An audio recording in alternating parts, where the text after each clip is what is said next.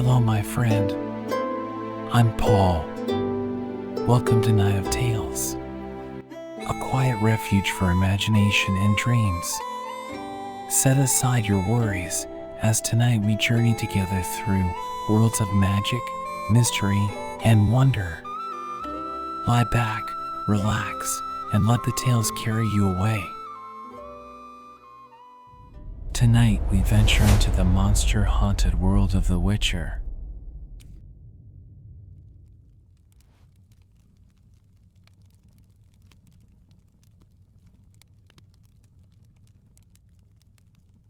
The autumn rain had turned the road to Osna into a ribbon of brown mud.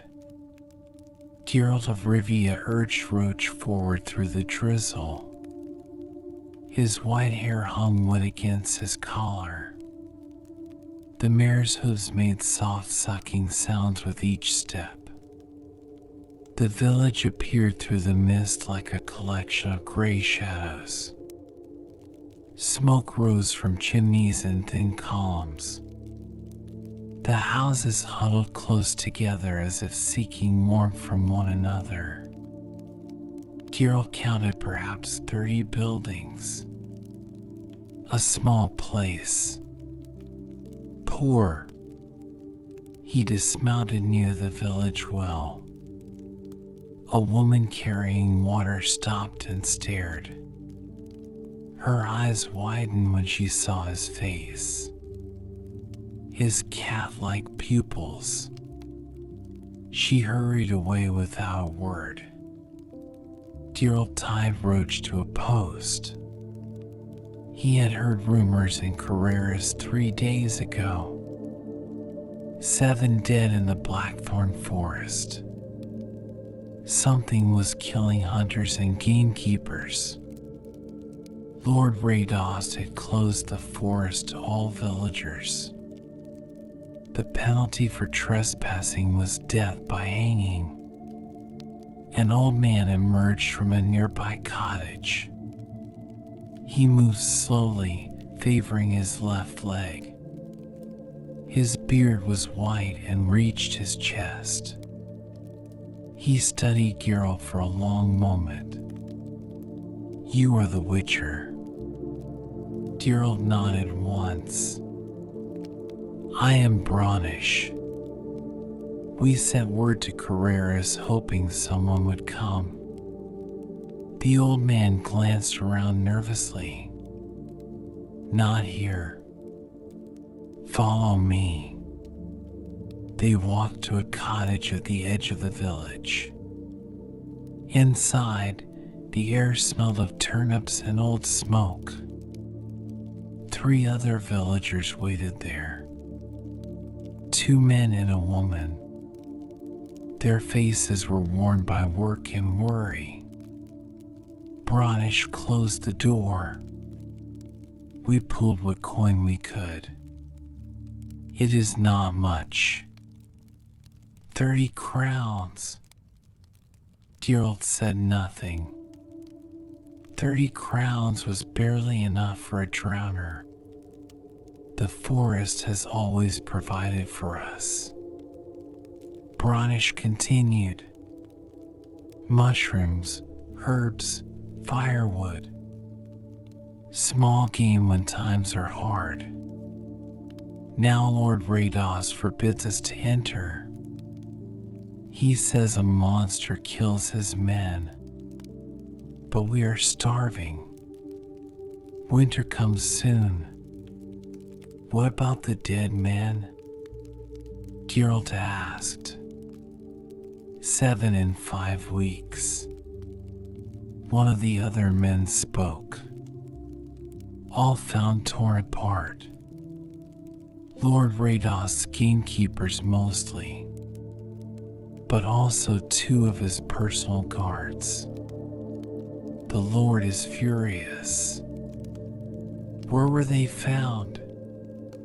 Deep in the forest. Always in the same area. Near the old hollow where the rocks rise up. Geralt considered this. A territorial creature then. defending its hunting grounds. Has anyone seen what kills them? No. Bronish shook his head. Those who enter do not return, or they are found dead. Lord Rados sent 10 men yesterday. Only 6 came back. They spoke of confusion, of being unable to think clearly. Then screaming. Geralt felt a familiar stirring in his mind. The pieces were beginning to form a pattern. Large creature. Causes mental confusion. Territorial. Aggressive.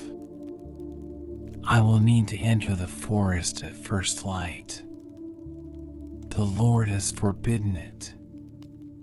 The woman spoke for the first time. Her voice was tight with fear. He will hang anyone he catches. Then I will not be caught. Geralt turned to leave.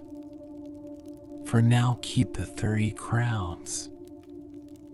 I will collect payment when the work is done. If you solve this, if you can make the forest safe again. Bronish's voice cracked slightly. We will find more coins somehow. We will pay what is fair. Geralt paused at the door. Just stay out of the forest until I return. He stepped back into the rain. The sky was darkening. He would need rest before dawn, and he would need to prepare. He knew what hunted in the Blackthorn Forest. He had faced such creatures before. A fiend. They were rare in Temeria, more common in the mountains to the north, but not unheard of in deep forests. Large as an elk, more intelligent than most monsters. And the third eye, that was the danger.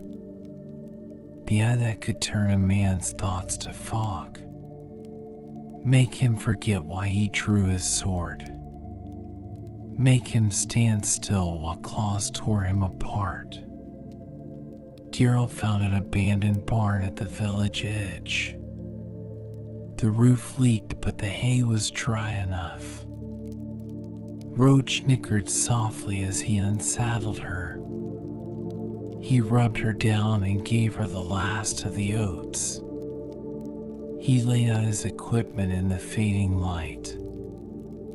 Silver sword, steel sword, potions, cat for night vision, tawny owl to maintain focus, thunderbolt for strength, and most importantly, Petrie's filter.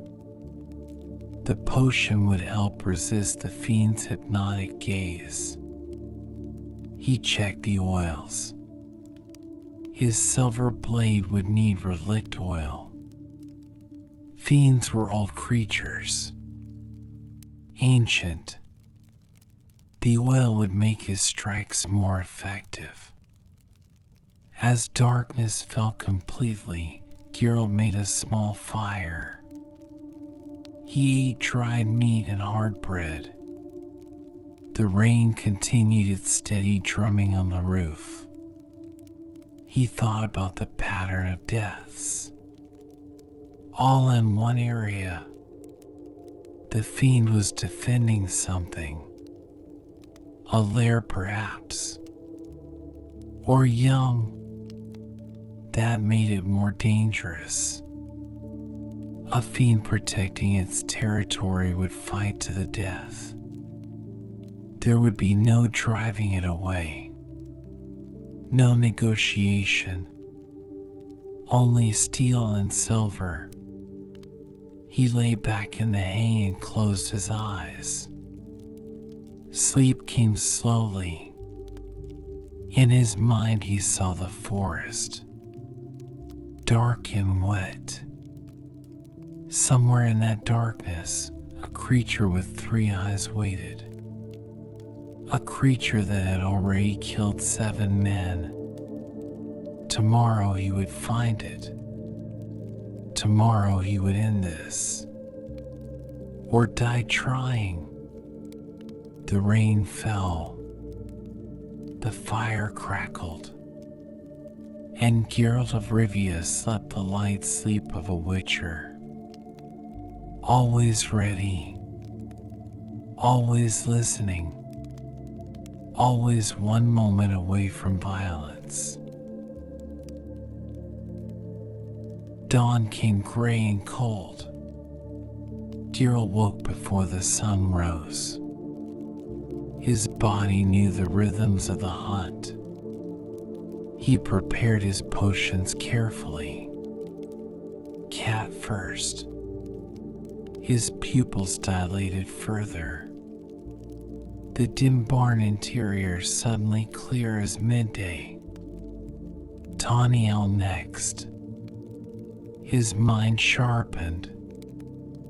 Thoughts became quick and focused. Then Thunderbolt. Strength flooded his muscles. His heart rate increased. Finally, Petrie's filter. This one tasted of copper and ash. It would help him resist the fiend's mental assault. He checked his blades one final time. Applied the relict oil to his silver sword. The blade gleamed with a faint sheen. He strapped both swords to his back in their customary X pattern. The village was still asleep as he led Roach toward the forest edge. Mist hung low over the fields. The blackthorn forest rose before him like a dark wall. The trees were old oaks and elms, their branches twisted and thick. He left Roach tied near the forest boundary. She would not enter willingly. Animals could sense predators that humans could not. Horses especially feared fiends. Geralt stepped between the first trees. The temperature dropped immediately. The canopy blocked what little light the clouded sky provided. But with cat potion in his blood, he saw clearly. Every branch, every shadow, every track in the soft earth. He found the first body's location within an hour. The villagers had described the landmarks well. A lightning-struck oak split down the middle. Beyond it, a small clearing. The ground was torn up. Claw marks gouged the earth in long furrows. Blood had soaked into the soil weeks ago, but the smell lingered. Geralt knelt and examined the marks. Large. Very large. The spacing between the claw strikes told him the creature stood taller than a man at the shoulder. He found scraps of cloth caught on branches. A piece of leather armor. Part of a boot. The fiend had been thorough. Geralt moved deeper into the forest. He found the second kill site. Then the third. All within a mile of each other. All showing the same pattern. Men surprised. Men confused. Men torn apart before they could defend themselves. But there was something else. something that did not fit the pattern of a simple monster hunting for food. Wire snares, hidden in the undergrowth. Gerald found 6 of them arranged in a rough line. They were well made, professional, designed to catch deer or boar without damaging the meat. Poachers. Gerald stood still and thought. Lord Radost had forbidden the villagers from entering the forest. But someone had been here recently. Someone who knew how to trap game. Someone who was not afraid of the Lord's justice. Or someone who worked for the Lord. He followed the snare line. It led him east, away from the kill sites. After another mile he smelled smoke. Old smoke. A camp. Gerald moved carefully.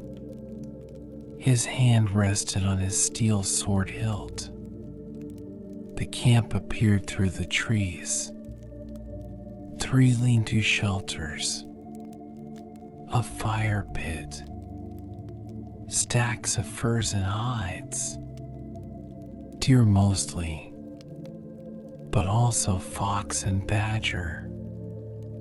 No one was there, but they had been there recently. Within the last day, the ashes were still warm. Gerald searched the camp quickly. He found evidence of at least 5 men, bedrolls, weapons, food supplies, and something else. A wooden box hidden under one of the shelters. Inside the box were coins, gold crowns, far too many for simple poachers to possess, and documents, bills of sale, names of merchants in distant cities, prices for premium furs and venison. This was not desperate villagers taking a rabbit for the pot. This was organized, commercial. Someone was running an illegal hunting operation in Lord Radost's forest. Gerald heard movement behind him. He spun, drawing his steel sword in one smooth motion. 4 men emerged from the trees. They wore hunter's leather and carried crossbows. All 4 weapons were aimed at his chest. A 5th man stepped forward. He was older than the others, perhaps 40. His face was weathered and hard. A scar ran from his left eye to his jaw. You are not one of the villagers. The man's voice was calm, professional. You are the Witcher. Gerald said nothing. He assessed the situation quickly. 4 crossbows. Too many to dodge. His signs would help, but not enough. He needed information more than combat. I am Chris, Master Huntsman to Lord Radost. The man gestured to the camp. You have found something that was not meant to be found. You are poaching your own lord's game. Chris smiled. It was not a pleasant expression. Poaching implies theft. I simply manage the forest's resources more efficiently than my lord realizes. The gain belongs to him, but the profit belongs to me. And the monster? The smile faded. That complication was not anticipated. We have hunted these woods for 3 years without incident. Then that creature appeared 2 months ago. It has killed 5 of my men, plus 2 of the Lord's fools who wandered into the wrong area. You blamed the deaths on random monster attacks, and you came to solve the monster problem. Chris gestured to his men, which presents me with a dilemma. If you kill the creature, you may discover more evidence of our operation. If I kill you, the monster remains and my work here is finished anyway. Gerald tightened his grip on his sword. The potion sang in his blood. He could feel his heart beating slow and strong. His muscles coiled and ready. I do not want to fight you. Chris continued. You are expensive to replace and I am a practical man. Leave. Forget what you saw. I will pay you double what the villagers offered. And the fiend? Chris shrugged. Not my concern anymore. Lord Rados will tire of the deaths eventually. He will burn the forest section or bring in an army. Either way, I take my profits and move to new territory. Gerald considered his options. For crossbows, he could use Quinn to shield himself, or to knock them back. But Chris would escape in the chaos, and the fiend would remain. No, he said simply. Chris sighed. I thought you might say that. Kill him. The crossbows fired. Gerald threw himself sideways as the bolts flew. He cast Quinn mid-roll. The golden shield shimmered around him. 2 bolts struck the barrier and shattered. The other 2 missed entirely. He came up running, not toward the hunters but away, into the deep forest. He heard shouts behind him, the sound of men crashing through undergrowth. Gerald ran hard for 50 yards, then stopped. He pressed himself against a large oak and listened for men pursuing. They were not quiet, not trained for stealth. He let them pass his position, waited until they were 10 yards ahead. Then he cast Axii. The sign caught the last man in the group. The hunter stopped, turned, his eyes glazed and unfocused. Sleep, Gerald whispered. The man sat down, leaned against a tree, closed his eyes. The other 3 did not notice immediately. Gerald circled wide through the trees. He came at them from the left, drew a knife from his boot, threw it. The blade took the second hunter in the shoulder. Not fatal but painful. The man screamed. His companion spun toward the sound. Gerald was already moving. He closed the distance fast. His steel sword sang from its sheath. He struck the third hunter's crossbow. The weapon shattered. Before the man could react, Geralt's fist caught him in the temple. He dropped. The fourth hunter was faster. He drew a short sword and came at Geralt in a rush. Their blades met twice. 3 times. The hunter was skilled, trained, but he was not a witcher. Geralt sidestepped a thrust. His blade flicked out, cut the man's wrist. The sword fell from nerveless fingers.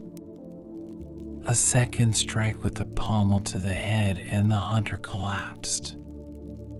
Geralt stood breathing slowly. 3 men down, 1 asleep from Axii. None dead.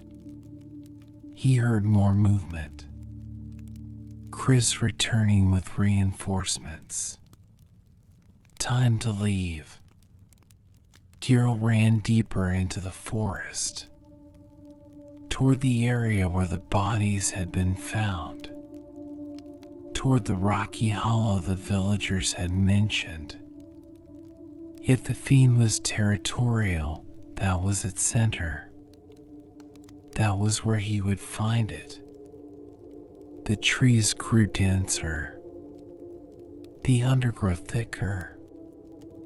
Geralt vaulted over fallen logs and ducked under low branches. Behind him, the sounds of pursuit faded. Chris and his men were giving up. Or perhaps they knew what lay ahead. Perhaps they were happy to let the fiend finish what they had started. The ground began to rise. Rocks jutted from the earth like broken teeth. The hollow appeared through the trees. A natural bowl in the landscape, perhaps 50 yards across. The sides rose up in steep walls of gray stone. Geralt stopped at the rim and looked down. Bones littered the bottom of the hollow. Deer, boar, something larger, perhaps bear. This was a killing ground, a place where the fiend brought its prey. And there, at the far side, a dark opening in the rock face. A cave. Geralt descended carefully.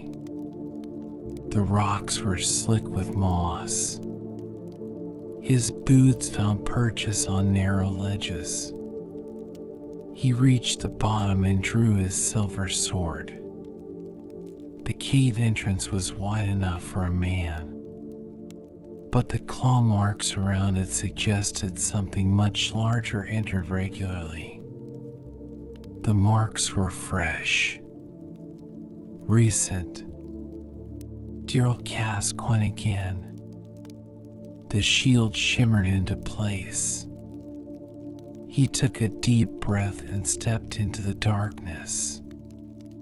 Even with cat potion, the cave was dim. The passage led down at a steep angle.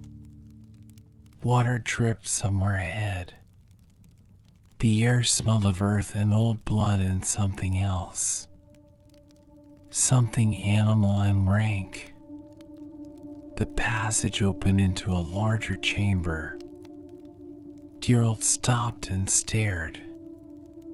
The fiend lay in the center of the chamber. It was massive, larger than any he had seen before. Its body was the size of a draft horse. The head was broad and crowned with great sweeping antlers. But it was the third that drew his attention. The eye in the center of its forehead. currently closed. The creature was not alone. Two smaller shapes huddled against its side. Young fiends, perhaps 3 months old. Their eyes had not yet developed the hypnotic properties of adults. Geralt understood immediately. The fiend was not hunting aggressively. It was defending its young. The poachers had disturbed its territory with their constant presence, their snares and camps and noise. The fiend had attacked to drive them away, to protect its offspring.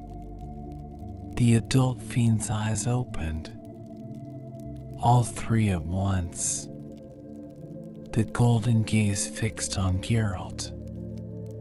The third eye began to glow with a soft light. Geralt felt the pressure immediately. His thoughts became sluggish. His vision blurred at the edges. The Petrie's filter in his blood fought the effect, but it was strong. So very strong. He gripped his sword tighter, focused on the weight of it, the familiar feel of the leather-wrapped hilt. Used the physical sensation to anchor his mind. The fiend rose to its feet. It stood 8 feet tall at the shoulder. The antlers added another 3 feet. It lowered its head, pawed the ground once with a massive hoof. Geralt cast Axii, not at the fiend but at his own mind, using the sign to sharpen his focus, to cut through the fog the third eye created. It worked partially. His thoughts cleared slightly, enough to think, enough to plan. He did not want to kill this creature. It was only defending its young. The true enemy was Chris and his greed. But the fiend did not know that. To the fiend, all humans were threats. The creature charged. Geralt rolled left. The massive body thundered past. Antlers scraped rock where he had stood a moment before. He came up and thrust. His silver blade scored the fiend's flank, drew blood. The fiend bellowed. The sound filled the cave. The young ones cried out in response, high-pitched and frightened. The adult spun faster than seemed possible for its size. A front hoof lashed out, caught Geralt's Quinn shield.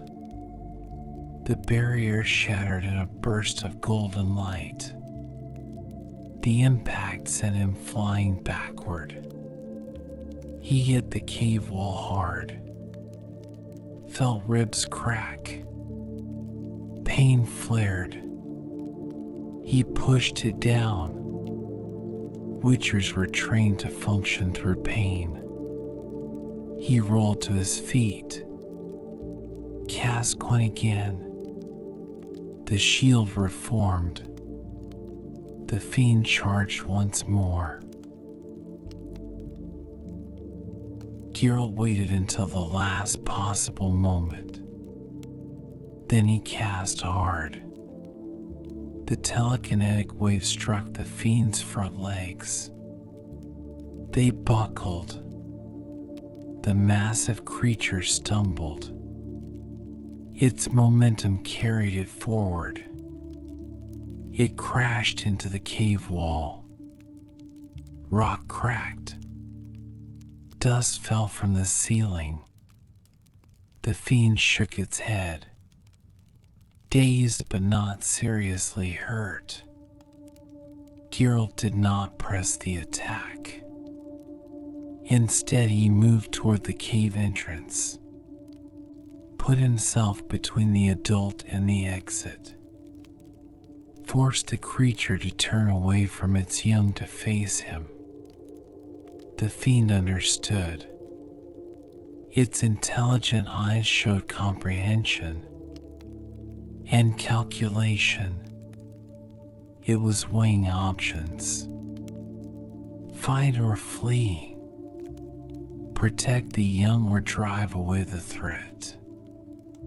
Geralt slowly sheathed his silver sword, held up both hands, empty, non-threatening.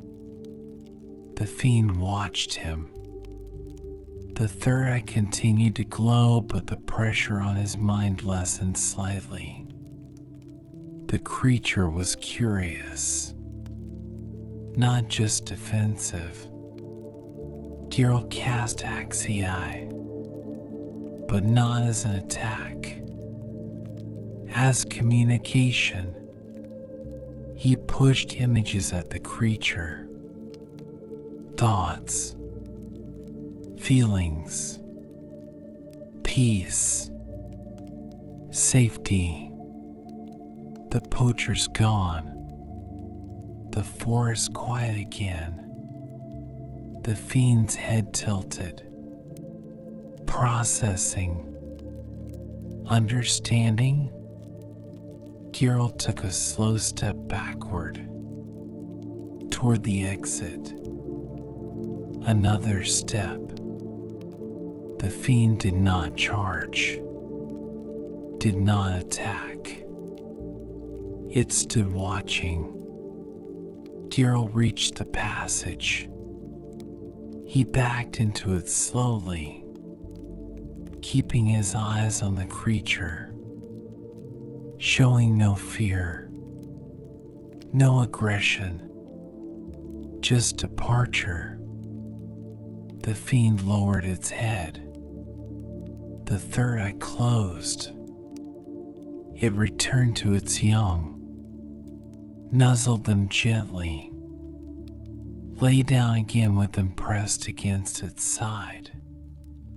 Geralt let out a breath he did not know he had been holding. He turned and climbed back up the passage, emerged into gray daylight. His ribs ached fiercely. The potions were beginning to wear off. He would need rest soon. But first he had work to finish. He found Chris's camp again. The hunters had returned.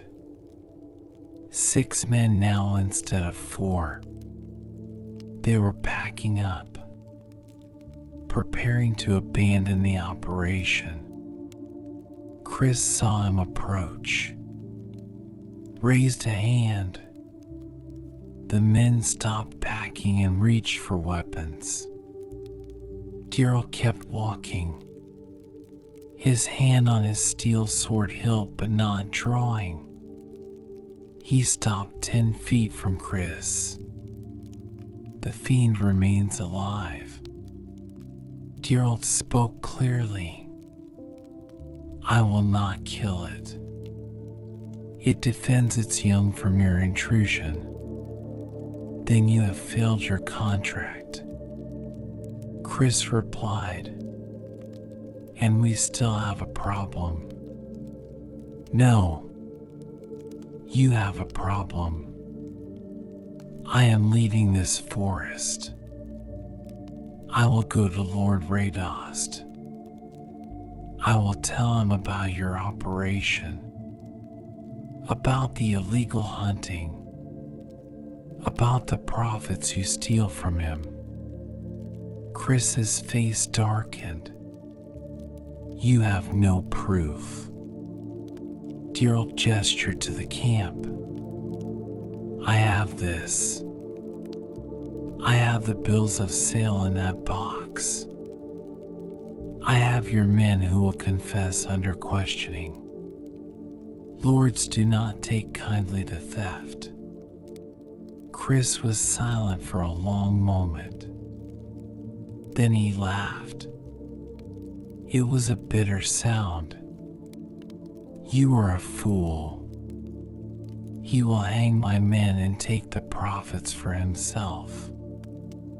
He will thank you and pay you nothing. And then he will send soldiers into that hollow to kill the fiend and its young, because that is what lords do. They kill anything that threatens their property. Gerald knew this was likely true, but he also knew he had few options. Then I will make sure the fiend is gone before soldiers arrive. He turned to leave, then stopped. How long have you been operating here? 3 years. And the fiend appeared 2 months ago? Yes. So for almost 3 years you hunted here without incident. The forest was large enough. Game was plentiful enough. But then you grew greedy. You pushed deeper, set more snares, took more game.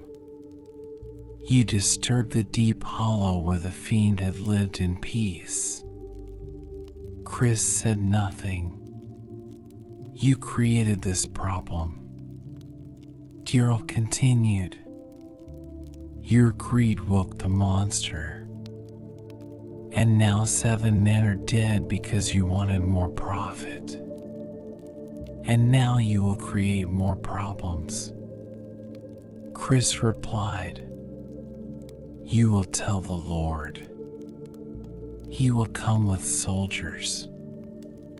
More men will die. The fiend will die. Its young will die. Also, you can feel righteous. Gerald felt anger rise, but also doubt. Chris was right about the outcome. Lord Rados would not simply let a dangerous creature live in his forest, even if it had done nothing wrong. What would you have me do? Gerald asked quietly. Chris met his eyes. Take the payment I offered. Double what the villagers promised. Leave. Say you killed the fiend. The body was too damaged to prove anything. I will pack up my operation and move on. The fiend will remain undisturbed. Everyone wins, except the 7 dead men, who are already dead and beyond our help. Chris spread his hands. I am not asking you to be righteous. I am asking you to be practical. Save what can be saved. Gerald stood in silence. The forest around them was quiet. Even the birds seemed to be listening. He thought of the fiend, of its young, of the intelligence in its eyes. It had killed to defend itself, to protect its offspring. Any creature would do the same. He thought of Lord Radost, a man who would send soldiers to kill a mother and her children because they were inconvenient, because they were monsters. He thought of the villagers, starving, forbidden from the forest that had sustained them for generations, caught between a lord's greed and a huntsman's crime. There was no good solution, No clean victory, only choices, all of them compromised, all of them flawed. This was the life of a witcher, living in the gray spaces, making decisions that had no right answer, only consequences. Geralt made his choice. He turned away from Chris without speaking, walked back through the forest toward the hollow. Behind him he heard the hunters resume packing. They would be gone by nightfall. He reached the rocky bowl again, descended carefully. His ribs protested every movement. At the bottom he stopped and looked at the cave entrance. The fiend emerged slowly. It saw him and stopped, watched, wary but not immediately aggressive. Geralt cast Axii again, pushed images, thoughts, danger coming, soldiers, fire, death, the need to move, to take the young and go north, away from human territories, deep into the wilderness where men did not hunt. The fiend's third eye opened, glowed softly. Geralt felt pressure, but also something else. Communication. The creature was trying to understand, to respond. He pushed more images. Safe places. Deep forests far to the north. Mountains where humans rarely went. Places where a fiend could raise its young in peace. The creature made a low sound. Not threatening. Thoughtful. It turned and disappeared back into the cave. Moments later it emerged again. The two young ones walked beside it, unsteady on their legs but mobile. The adult fiend looked at Geralt one last time. Then it began to climb out of the hollow. The young followed. They moved slowly but steadily, heading north, away from human lands. Geralt watched them until they disappeared into the trees. Then he climbed out himself. His body ached. The potions had fully worn off. Exhaustion was settling in. He made his way back to the forest edge. Roach was waiting where he had left her. She nickered softly when she saw him. He stroked her nose, grateful for her patience. The ride back to Osna took an hour. The sun was setting when he arrived. Bronish was waiting near the well. The old man's face was hopeful, frightened. Geralt dismounted slowly, wincing at the pain in his ribs. "It is done," he said simply. "The creature is gone. It will not return. The forest is safe." Bronish's face broke into a smile. "You killed it?" Geralt did not answer directly. "It will not trouble you again. That is what matters." The old man called to the other villagers. They emerged from their homes, gathered around. Their faces showed relief, hope. Someone brought bread and cheese. Another brought ale. Gerald ate and drank, accepted their gratitude, did not mention Chris or the poaching operation or the choice he had made. Some truths were not helpful. Bronish brought a small leather purse. It was heavier than Gerald expected. We gathered more coin. 40 crowns total. It is all we have.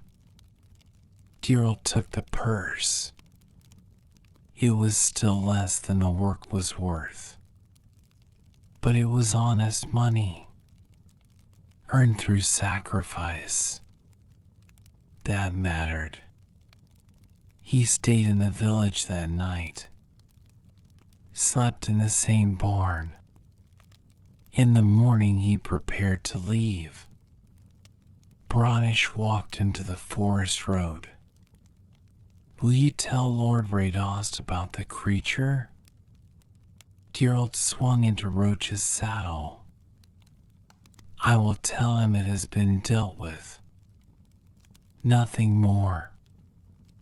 And if he asks for proof, then I will tell him the body was too damaged to retrieve. Lords hear what they wish to hear. Bronish nodded slowly. You are a good man. For a witcher. Gerald almost smiled. I am neither good nor man. I am simply practical. He rode away as the sun rose. The road stretched ahead. Empty. Quiet. Behind him the village returned to its daily work. Ahead lay other contracts. Other monsters. Other impossible choices. This was his life. This was what it meant to be a witcher.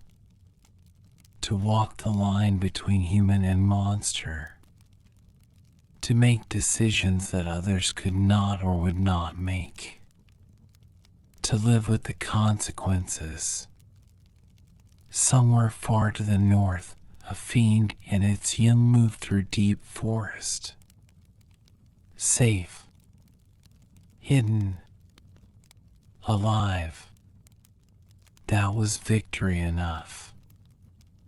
Small and imperfect, but real.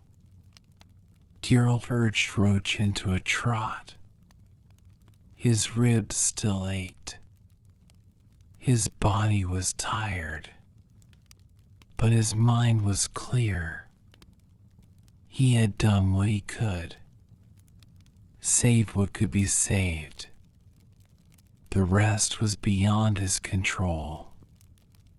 The road turned west, toward new lands, new troubles, new monsters that needed killing, or saving, or simply understanding.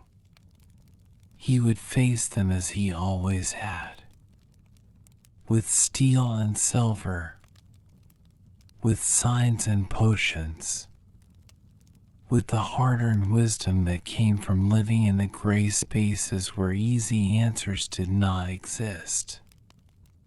The autumn sun warmed his back. The wind carried the smell of distant rain. Roach's hooves beat a steady rhythm on the hard-packed earth.